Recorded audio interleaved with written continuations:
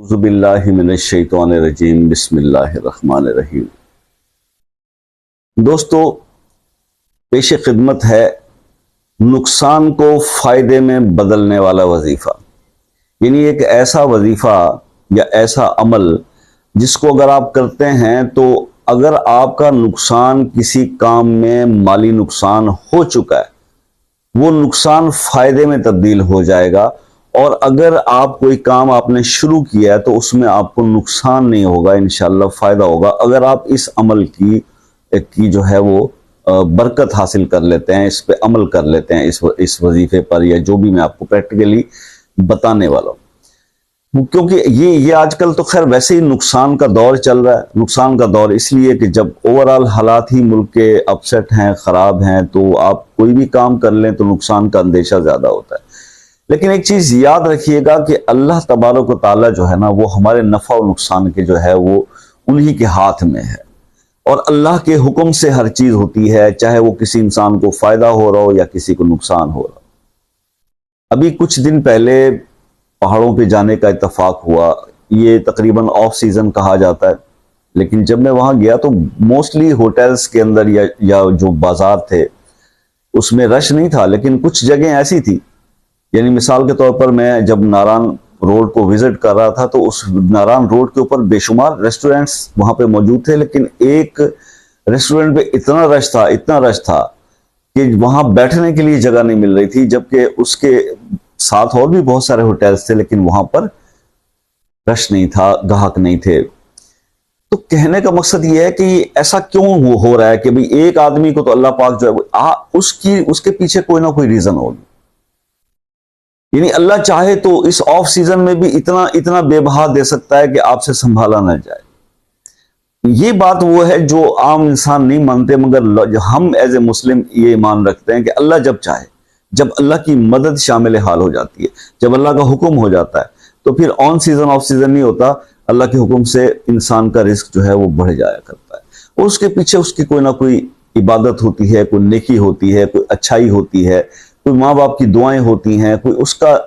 طریقہ کار بہت اچھا ہوتا ہے، کچھ وہ اللہ کے راستے پہ خرچ کر رہا ہوتا ہے، انویسٹ کر رہا ہوتا ہے، اس کا ریٹرن اس کو آ رہا ہوتا ہے، یا پھر سب سے اہم بات کہ اس کا توکل جو ہے نا وہ اللہ کی ذات پر بہت سٹرونگ ہوتا ہے، کہ جس کی آج کل بہت زیادہ کمی ہے۔ بہت زیادہ کمی میں اس لیے کہوں گا کہ اب زبان سے بہت زیادہ کہتے ہیں کہ بس اللہ پہ توکل ہے، جی اللہ مالک ہے۔ اب اللہ مالک ہے یہ زبان زدے عام فکر ہے، ہر چوتھے بندے سے جب بات ہوتی ہے، اپنے مسائل بھی لے کر ہمارے پاس آتے ہیں تو جی انشاءاللہ جی اللہ مالک ہے، شاہ صاحب اللہ مالک، اللہ مالک ہر بندے کی، لیکن وہ سمجھتے نہیں ہے کہ اس کا مطلب کیا ہے۔ اس کا مطلب پتہ ہے کیا ہوتا ہے؟ اس کا مطلب یہ جب تک آپ کی جیب میں کچھ پیسہ ہے نا، یعنی کہ اتنا کہ آپ کا کل پرسوں ایک دو دن کا کوئی جیب میں خرچ ہے، تو اس وقت تک تو آپ کا توکل جو نا اللہ کافی ہے، اللہ بہتر، اللہ مالک ہے۔ یہ مزہ اس وقت ہے جب آپ کی جیب میں ایک روپیہ بھی نہ ہو، یعنی کہ اب آپ کچھ کھا کے بیٹھے ہیں تو شام کو گھر والوں نے آپ نے کیا کھانا ہے اس کا آپ کو پتہ بھی نہ ہو، اور آپ کی جیب میں ایک روپیہ بھی نہ ہو، دین آپ یہ کہیں اپنے دل سے کہ اللہ مالک ہے، یہ توکل ہے، اور پھر دیکھیں کہ اللہ تعالیٰ جو ہے واقعی مالک ہے، اور وہ اس کا جو ہے بندوبست کر کے آپ کو دکھاتا ہے، اس بھیجتا ہے کہ کیسے کیسے ذرائع سے آپ کی مدد کرتا ہے جب آپ کا توکل اس پہ سٹرونگ ہوتا ہے۔ مثال کے طور پر ایک شخص جا رہا ہے، اس کی جیب میں صرف 100 کا نوٹ ہے، مطلب اپنے گھر کی طرف جا رہا ہے کام کاج سے، اب اس نے سوچا کہ 100 روپے میں بچوں کے لیے کیا لے کے جاؤں، کچھ نہیں، ایک کام تو وہ کر سکتا ہے نا، مطلب 100 روپے میں اتنی چیز نہیں آئے گی کوئی کہ وہ 2-4 لوگ گھر کے پیٹ بھر کر کھا سکیں، تو وہ ایک تجربے کے طور پہ ایک کام کر لے، وہ یہ کرے کہ راستے میں چلتے ہوئے کسی کو وہ 100 روپے نیت کر کے صدقے کی وہ دے دے۔ یقین کریں یہ کبھی ایک آزما کے دیکھ لیں، آپ 100 کے 1000 کا کر کے دیکھ لیں، آپ 10,000 کا، آپ کے اسی دن وہ 24 آور سے، ابھی رات سے دن دوسرا دن نہیں گزرے گا تو اللہ پاک آپ کو 1 کا 10 کر کے دیں گے۔ یہ اللہ کا وعدہ ہے کہ جب آپ اللہ کے راستے پہ انویسٹ کرتے ہیں اللہ دیتا ہے۔ یہ توکل کی بات ہے، توکل کتنا سٹرونگ ہونا چاہیے، اس سے آپ یہ دیکھیں کہ اللہ جو ہے وہ سب سے بہتر وکیل ہے، ٹھیک ہے۔ آپ کہتے ہیں نا ایک آیت ہے حسبنا اللہ و نعم الوکیل، بے شک اللہ بہتر وکیل تو ہے نا۔ اب اس کا ایک واقعہ سنیے، حضرت سلیمان علیہ السلام پیغمبر جو ہے، آپ کو پتہ ہے چرند پرند ہر چیز کی وہ آواز ان سمجھ میں آتی تھی، ان کی بات ان کو سمجھ میں آتی تھی۔ دریا کے کنارے بیٹھے ہوئے تھے، انہوں نے دیکھا کہ ایک چونٹی جو ہے نا وہ ایک طرح سے ایک دانہ لے کے وہ بڑا گھسیٹ کے لیتی دریا کے کنارے تک جاتی ہے، اور اس منظر کو دیکھ رہے تھے کہ یہ کیا کرنے جا رہی۔ کیونکہ لوگ تو مطلب خوراک لے کے چونٹی کو خشکی کی طرف آنا چاہیے، مگر وہ دریا کی طرف جا رہی تھی۔ جب وہ دریا کی طرف جا رہی تھی، حضرت سلیمان علیہ السلام خاموشی سے اس کو دیکھتے رہے کہ یہ کیا کرتی ہے۔ وہ چلتے چلتے جب دریا کے قریب گئی نا، تو وہاں دریا کے اندر سے ایک مینڈک نکلا، اور مینڈک نے اپنی زبان باہر نکال دی۔ چونٹی خرامہ خرامہ خرامہ خرامہ چلتی چلتی اس مینڈک کی زبان کے ذریعے اس کے منہ کے اندر چلی گئی، اور مینڈک نے اپنا منہ بند کیا اور اس نے دریا کے اندر غوطہ لگا دیا، دریا کے اندر چلا گیا۔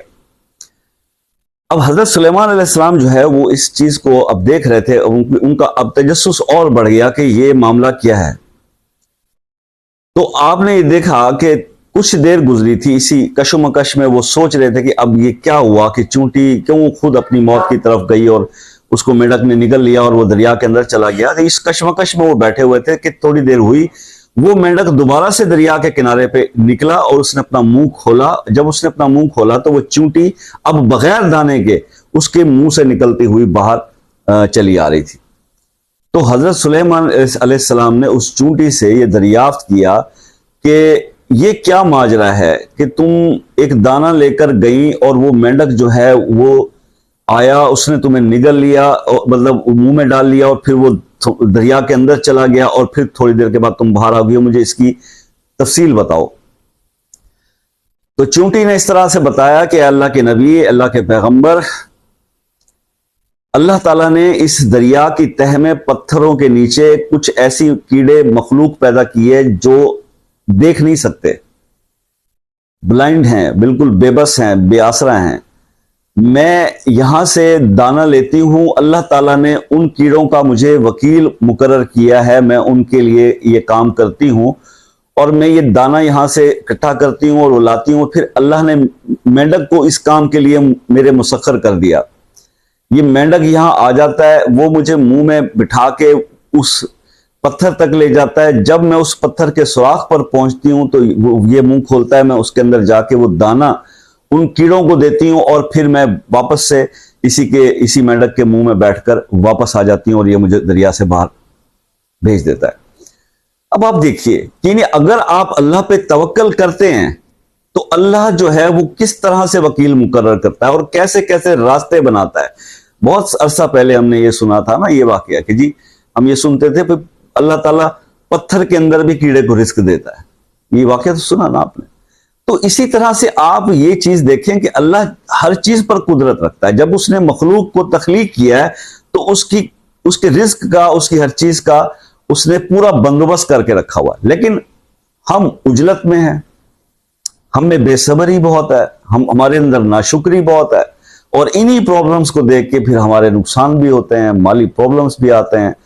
تو اگر آپ ان سب چیزوں سے بچنا چاہتے ہیں اور صحیح میں اللہ پہ توکل کرتے ہیں، کیونکہ وہی ہی سبب بنانے والا ہے، وہی ذات ہے جو مسبب الاسباب ہے، تو اب اس کام کے لیے ایک وظیفہ سن لیجئے اور اس کو اپنی زندگی کا حصہ بنا لیجئے۔ اگر آپ نقصان سے بچنا چاہتے ہیں تو یہ وظیفہ اس طرح کر لیں، فجر کی نماز سے لے کے مغرب کی نماز تک، مغرب کی نماز سے پہلے تک، اس ٹائم کے اندر، کیونکہ مغرب کے بعد اسلامک ڈیٹ چینج ہوتی ہے اور دوسرا دن شروع ہو جاتا ہے، آپ کسی بھی ایک ٹائم کے اندر جب آپ کو وقت ملے،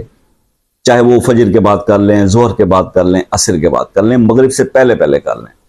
آپ نے کرنا صرف یہ 7 بار درود ابراہیمی پڑھنا ہے، اور 1000 بار آپ نے پڑھنا ہے یا مسبب الاسباب، یا مسبب الاسباب آپ نے 1000 بار 10 تسبیح کر لیں۔ 10 تسبیح کے اندر سے ہونا کہ 100 کی تسبیح ہونی چاہیے، 101 کی، 102 کی نہیں، یہ آپ 1000 بار پڑھ لیں اور پھر 7 بار درود ابراہیمی پڑھ لیں، اور یہ صرف 11 دن کر لیں۔ یعنی اللہ تعالیٰ نے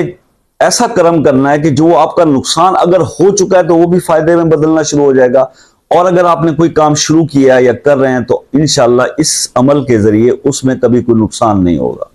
اور اگر آپ اس کو ریگولر کرتے ہیں اور اس کی کچھ تعداد اور بھی نکل جاتی ہے، 40 دن ہو جاتے ہیں، کچھ لاکھ سوا لاکھ کے اوپر چلے جاتے ہیں یا کروڑوں پہ چلے جاتے ہیں، تو پھر آپ دنیا اور آخرت کی ہر فکر سے آزاد ہو جائیں گے۔ اللہ تعالیٰ آپ کے اوپر ایسی کرم نوازی کرے گا اس وظیفے کے پڑھنے سے۔ دعاؤں میں یاد رکھیے گا، زندگی رہی تو پھر ملیں گے نیکسٹ ویڈیو میں، تب تک کے لیے اجازت دیجیے، اللہ حافظ۔